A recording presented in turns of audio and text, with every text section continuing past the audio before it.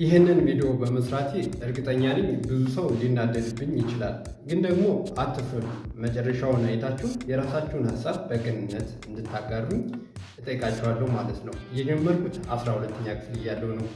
ለንባብ ያግዘኝ ስለነበረ ማለትም ስጠቀመው በጣም ስለምነቃቃ ማትሪክን ልጨርስና ዩኒቨርሲቲ ከገባው በኋላ አቁማለሁ ብዬ መጠቀም ጀመርኩኝ። ዩኒቨርሲቲ ከገባ በኋላ ግን አይደለም የለየለት ሱሰኛ ሆኜ አረፍኩ እና ሱስ ውስጥ እንዳለው የገባኝ አመታት ካለፉ በኋላ ነው። የ4ኛ ዓመት የዩኒቨርሲቲ ተማሪ ሆኜ ነው በቃ ሪሊ እውነት ሱስ ውስጥ እንዳለው የገባኝ ማለት ነው። ሱስ ውስጥ እንዳለው ያወቅኩት አንደኛ ማቆም እየፈለግኩኝ አልችልም፣ ማቋረጥ ባለመቻሌ ደግሞ ገልቲ ፊሊንግ እንዲሰማኝ ያደረገኝ ማለት ነው። ጭራሽ ደግሞ ጓደኞቹ ክሪቲሳይዝ ያደርጉኝ መናደድ ጀመርኩኝ ማለት ነው።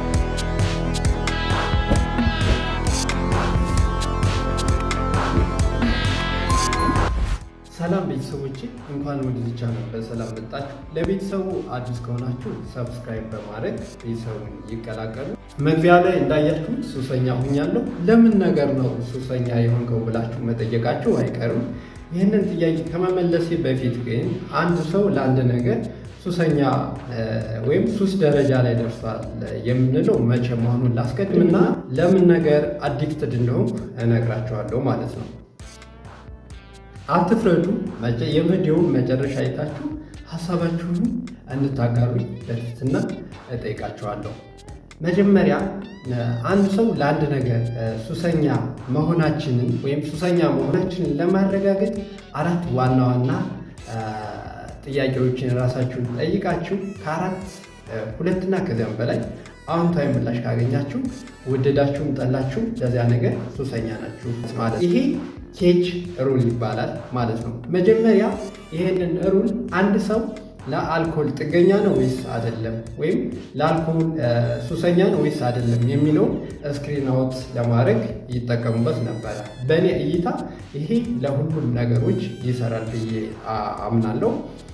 ይህን ኬች ሩል የሚባለው አብሪቬሽን ነው። እሱን እናያለን። ከት ዳውን ነው። አንድን ነገር ማቋረጥ አንድ ነገር በተደጋጋሚ እያደረግከው ማቋረጥ ፈልገህ ወይም ማቆም ፈልገህ ግን ማቆም አለመቻለው ያን ነገር ማቋረጥ ካልቻል ይሄ አንድ ሱስ ውስጥ እንደሆን የሚያመላክት ነገር ነው ማለት ነው። ኤ የሚለው ደግሞ አኖይንግ ማለት ነው። ይሄ ማለት ደግሞ ሰዎች ሲተቹህ የምትናደድ ከሆነ በጣም ሱስ ውስጥ እንደሆንክ ሌላኛው አመላካች ነገር ነው ማለት ነው። ጂ የሚለው ምንድን ፊሊንግ ኦፍ ገልቲ ነው። ያን ነገር በመጠቀምህ የማይረባ ሰው አይነት ባድ የሆነ ፊሊንግ የሚሰማ ከሆነ ይሄም ሌላኛው አመላካች ነገር ነው ማለት ነው። ሌላው ኢ ኦፕነር ነው። አንድ ነገር ለመስራት ወይም ቀንን ለመጀመር ሊሆን ይችላል።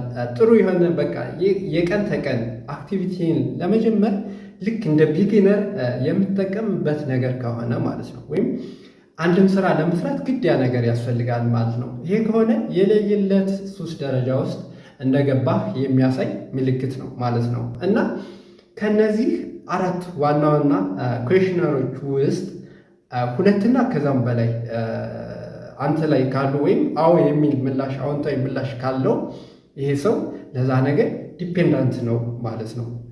እና በዚህ ህግ እና ከዚህ ውስጥ እናንተም ያላችሁበት የተለያየ ልማድ ውስጥ ካላችሁ ራሳችሁን መፈተሽ ትችላላችሁ ማለት ነው።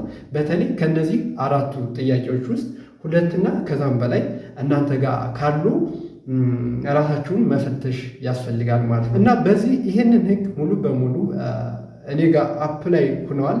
ለዛም ነው ራሴ ሱሰኛ ብዬ የፈረጅኩት ማለት ነው። እንደምታውቁት ብዙ ሰው ዩኒቨርሲቲ ከገባ በትንሹ ለአንድ ነገር ሱሰኛ ሆኖ ነው ከግቢ የሚወጣው ማለት ነው። እኔም እንደዚሁ በቀላሉ የጀመርኩት ነገር ነው ወደ ሱስ ያልግብኝ የቻለው ማለት ነው። ምን አይነት አይነውጣ ነው ልትሉ ትችላላችሁ። ግን ደግሞ መማር ሌሎቹን ላስተምር ስለፈለጉ ምናልባት ሌሎቹም ልክ እኔ ያለሁበት ህይወት ላይ ስለሚኖሩ ራሳቸውን እንዲፈትሹ ስለፈለግኩ ነው። በትንሹ የቡና ሱሰኛ ትሆናላችሁ። ቀስ ሲል ደግሞ ማቃም፣ መጨስ፣ መጠጣትም አልፎ አልፎ የሚታይ ግቢ ውስጥ ስትገቡ ሊያጋጥማቸው የሚችል ይህም ደግሞ አንደኛ በጓደኛም ግፊት ሊሆን ይችላል፣ ካለው የንባብ ተጽዕኖ ወይም ሎድ ሊሆን ይችላል። ሳትፈልጉት ወደ ሱስ ትገባላችሁ ማለት ነው እና የምን ሱሰኛ ነው የሆንከው አትሉኝም? የለየለት የቡና ሱሰኛ ሁኛለሁ። ግቢ ከገባ በኋላ የለየለት የቡና ሱሰኛ ሁኛለሁ ማለት ነው። በዚህ መሰረት ቡና ማቆም እየፈለጉ በተደጋጋሚ ቡና ማቆም አልቻልኩም። ሌላኛው ሁለተኛው ደግሞ ሱሰኛ ሱስ እንደሆነ የገባኝ ደግሞ ፊሊንግ ኦፍ ገልቲ ነው። ሰዎች ክሪታይዝ በቃ አንተ ልጅ በቃ አንድ ሁለት ሳትወጋ መዋል አትችልማ ሲሉኝ ጀስት መናደድ ጀምር ነበር እንዴ ምናምን እያልኩኝ ማለት ነው።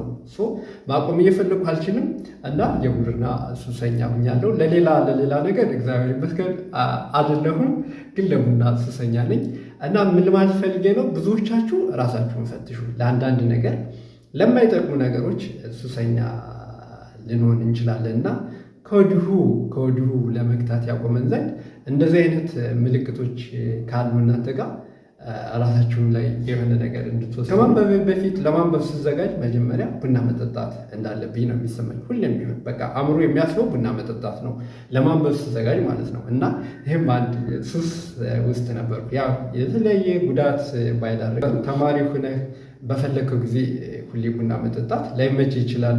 በተለይ ደግሞ ግቢ ውስጥ ያለው መጀመሪያ በጀት ከሚላክልኝ ነገር አብዛኛውን የምበጅተው ለቡና ነው ማለት ነው እና ኦልሞስት በጀት የሚያናጋል ማለት ነው። እንደ ተማሪ የከፋ ነገር አይደለም፣ ግን አንዳንድ ሰው ሱስ ውስጥ ሲሆን ማለት ነው እኔ የማደርገው እኮ ለመፍታታት ነው እንጂ ይሄን ነገር ከፈለኩ ማቆም እችላለሁ ምናምን ሊላችሁ ይችላል። ይሄ ምንድን ፌክ ነው እንዳታምኑ።